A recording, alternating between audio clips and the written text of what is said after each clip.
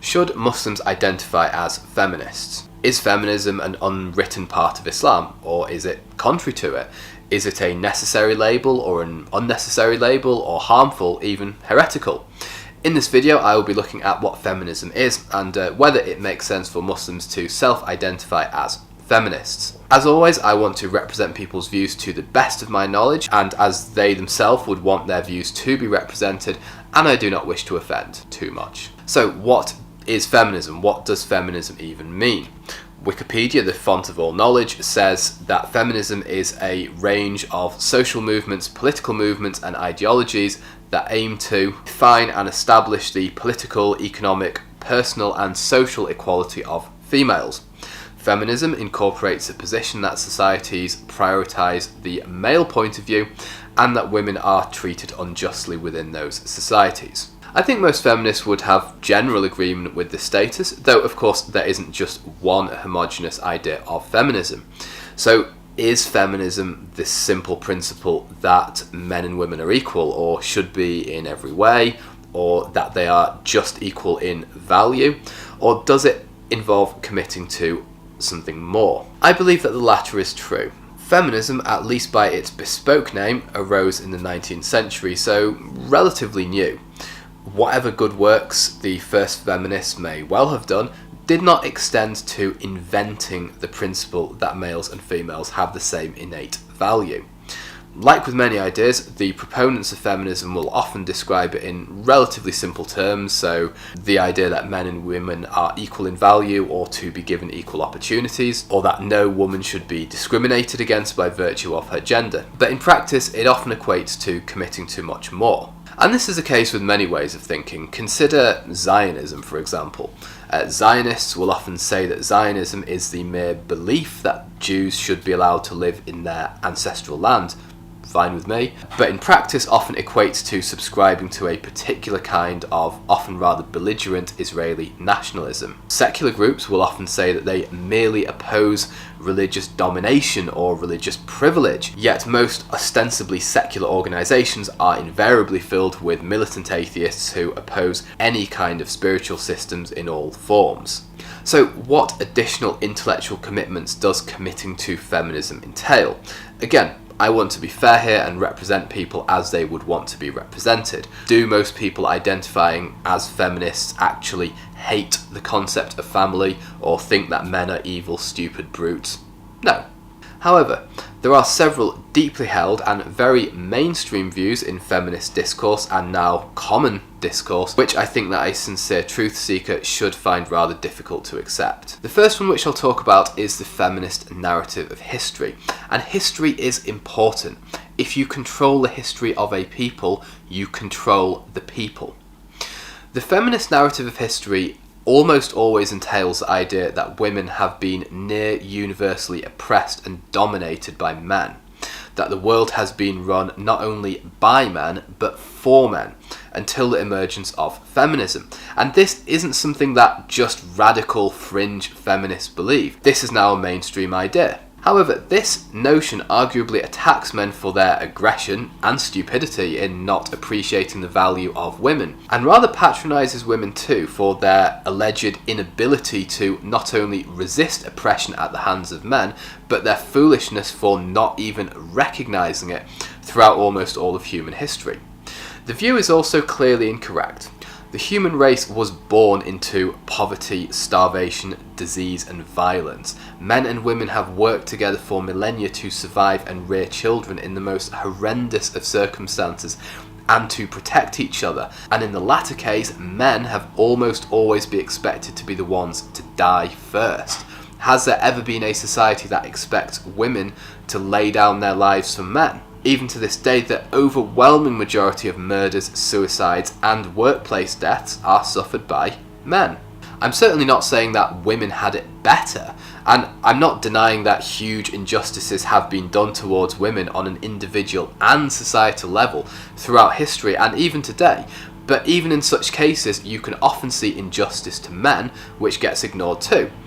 It isn't obvious For example, that, let's say, being expected to stay at home and be a mother is somehow worse than being literally beaten, abducted and forced by press gangs to fight and die in the Royal Navy, for instance, which was legal in Imperial Britain. So not only do I think the historical narrative is rather dubious, but other claims made by very mainstream feminists, which are simply false, have now been put out into the mainstream and have been repeated by politicians and celebrities ad nauseum. And here are just a couple, taken from an article linked below. So, common and now mainstream claim number 1. Women are half the world's population, working 2/3 of the world's working hours, receiving 10% of the world's income, owning less than 1% of the world's property. Complete myth, no evidence. Common claim 2. Women earn 77 cents for every dollar that a man earns for doing the same work, as well as other gender pay gap narratives which imply that women get paid less for doing exactly the same in the same post. Again, completely false. Another very common one, which I don't know why I'm going for 2 American examples in a row, but another one that's quite common is that this idea that in the United States 22 to 35% of women who visit the hospital emergency rooms do so because of domestic violence. Again, false. So many mainstream feminist claims are, well, debatable, and as sincere truth seekers we should not accept what is at best conjecture and at worst flagrantly false. However, the real danger in my view with so-called Islamic feminism is that it really does seem to claim to provide important values which Islam cannot. Now, sometimes Muslims identifying as feminists will say that Islam is essentially feminist anyway, but in that case, why refer to feminism at all? I mean, Islam came first. You could say that feminism or parts of it are rather like some Islamic ideals if you want, and there are of course common ideals, the inherent equality in value between men and women, for instance. But if Islam is dependent on a 19th century Western ideology, it really doesn't say much good about the faith. And I do genuinely wonder, have Muslim feminists considered just for a moment that feminists of almost every, maybe actually every, demographic tend to be more opposed to both religion and traditional family structures than other individuals in that given demographic? Shouldn't that give them some concern? And unsurprisingly, feminists of Muslim backgrounds are much more likely to be non-religious than the rest of the population. The more active their feminism, the more so this often is. Many of the most vocal critics of Islam are amongst the staunchest feminists. And I can already hear some responses. Yes, but can you blame them? Think about acid attacks. Think about the deprivation of women's education. Is it not understandable? Well, I don't know about blaming them. I'm not here to assign blame, but I can still say that they are incorrect. And look, I get it. I really do understand. And I know that the first thing that people who lack empathy say is that they get people or that they're empaths. But I really do understand, and in a non-patronising way, why feminism is appealing when we look at some of the obscene injustices that have happened and that still happen in the Muslim world, even if some of these do get sensationalised and exaggerated. But we need to realise that feminism is not just that women should be entitled to education. It is not just that they should be permitted to drive. It is not just that they should not face honour-based violence. Both myself and a feminist would agree on all these points, but feminism itself entails further intellectual and spiritual, if you like, commitment. As I've alluded to before, I really do find it hard to think of feminism as just the mere idea that women and men are equal in value and deserve opportunities, and not as a much broader belief system. Like any other belief system, I'm happy to find and respect commonalities with mine, but at some point it will diverge. And for this reason, I personally tend not to identify with really any other labels that correspond to other belief systems. Now, this might sound like some kind of a hardline fundamentalist stance, but I'm not saying that I don't accept ideas that are not written in the Quran verbatim or prophetic traditions. Rather, what I'm saying is that Islam is a worldview, often more descriptive than prescriptive in my opinion, but one which at some point is going to differ from ideas like feminism and others. Islam, for example, hugely values the family, but feminist thought on this is, well, let's just say it's a mix. There are many prominent feminists who fundamentally have and continue to oppose marriage and the nuclear family, even comparing it to slavery, for example. Also, Islam, while I don't believe has the very strict gender roles that some people often assume, it certainly doesn't seem to oppose or deny the idea that invariably different genders are likely to occupy different roles based on relative strengths, weaknesses and preferences, which correlate, with some exceptions of course, to each sex. But feminism really does seem to staunchly oppose the idea that men and women do have any fundamental differences and would naturally assume different roles in society. It generally claims that assuming different roles could only be the result of the quote-unquote patriarchy, which again they claim to be the story of almost all of human history.